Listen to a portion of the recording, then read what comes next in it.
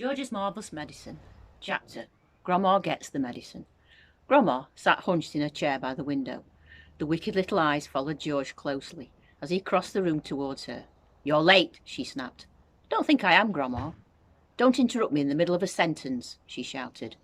"But you'd finish your sentence, Grandma." "There you go again," she cried. "Always interrupting and arguing. You really are a tiresome little boy. What's the time?" "It's exactly 11 o'clock, Grandma." "You're lying as usual. Stop talking so much and give me my medicine. Shake the bottle first, then pour it into the spoon and make sure it's a whole spoonful." "Are you going to gulp it all down in one go?" George asked her. "Or will you sip it?" "What I do is none of your business," the old woman said. "Fill the spoon." As George removed the cork and began very slowly to pour the thick brown stuff onto the spoon, he couldn't help thinking about all the mad and marvellous things that had gone into making this crazy stuff. The shaving foam, the hair remover, the dandruff cure, the automatic washing machine powder, the flea powder for dogs, the shoe polish, the black pepper, the horseradish sauce, and all the rest of them, not to mention the powerful animal pills and powders and liquids and the brown paint. Open your mouth wide, Grandma," he said, "and I'll pop it in."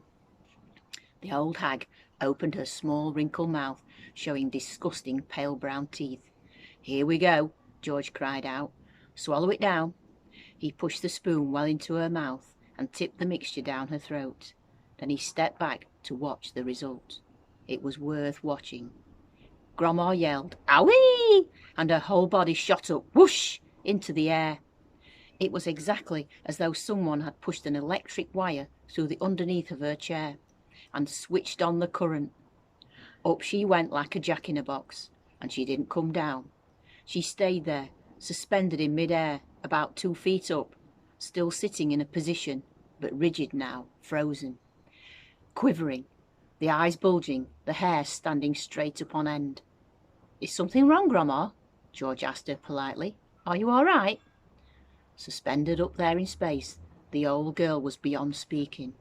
The shock that George's marvellous medicine had given her must have been tremendous. You'd have thought she'd swallowed a red-hot poker the way she took off from that chair. Then down she came again with a plop, back into her seat. "Call the fire brigade!" she shouted suddenly. "My stomach's on fire." "It's just the medicine, Grandma," George said. "It's good strong stuff." "Fire!" the old woman yelled. "Fire in the basement! Get a bucket! Man the hoses! Do something quick!" "Cool it, Grandma," George said, but he got a bit of a shock when he saw the smoke coming out of her mouth and out of her nostrils. Clouds of black smoke were coming out of her nose and blowing around the room. "By golly, you really are on fire," George said. "Of course I'm on fire," she yelled. "I'll be burnt to a crisp. I'll be fried to a frizzle. I'll be boiled like a beetroot." George ran into the kitchen and came back with a jug of water. "Open your mouth, Grandma," he cried. He could hardly see her for the smoke, but he managed to pour half a jugful down her throat. A sizzling sound, the kind you get if you hold a hot frying pan under a cold tap, came up from deep down in Grandma's stomach. The old hag bucked and shied and snorted. She gasped and gurgled. Spouts of water came shooting out of her, and the smoke cleared away. "The fire's out, Grandma," George announced proudly. "You'll be all right now, Grandma." "All right," she yelled. "Who's all right? There's jacky jumpers in my tummy, there's squigglers in my belly, there's bangers in my bottom." She began bouncing up and down in the chair. Quite obviously, she was not very comfortable. "You'll find it's doing you a lot of good, that medicine, Grandma," George said. "Good," she screamed. "Doing me good? It's killing me." Then she began to bulge. She was swelling. She was puffing all over. Someone was pumping her up. That's how it looked. Was she going to explode? Her face was turning purple to green. But wait, she had a puncture somewhere. George could hear the hiss of escaping air. She stopped swelling. She was going down. She was slowly getting thinner again, shrinking back and slowly back to her shrivelly old self. "How's things, Grandma?" George said. No answer. Then a funny thing happened. Grandma's body gave a sudden sharp twist and a sudden sharp jerk, and she flipped herself clear out of the chair and landed neatly on her 2 feet on the carpet. "That's terrific," Grandma George cried. "You haven't stood up like that for years. Look at you. You're standing up all on your own, and you're not even using a stick." Grandma didn't even hear him. The frozen, pop-eyed look was back with her again. She was miles away in another world. Marvellous medicine, George told himself.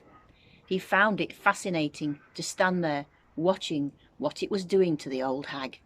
What next, he wondered. He soon found out. Suddenly she began to grow. It was quite slow at first, just a very gradual inching upwards, up, up, up, inch by inch, getting taller and taller. About an inch every few seconds, and in the beginning George didn't notice it. But when she'd passed 5'6" mark and was going on upwards to 6 feet tall, George gave a jump and shouted, "Hey, Grandma, you're growing. You're growing up. You're going up. Hang on, Grandma. You better stop now, or you'll be hitting the ceiling."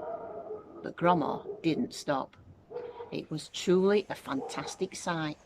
This ancient, scrawny old woman getting taller and taller, longer and longer, thinner and thinner, as though she were a piece of elastic being pulled upwards by invisible hands. When the top of her head actually touched the ceiling, George thought she was bound to stop, but she didn't. There was a sort of scrunching noise, and bits of plaster and cement came raining down. "Hadn't you better stop now, Grandma?" George said. "Daddy's just had his whole room painted." But there was no stopping her now. Soon her head and shoulders had completely disappeared through the ceiling, and she was still going.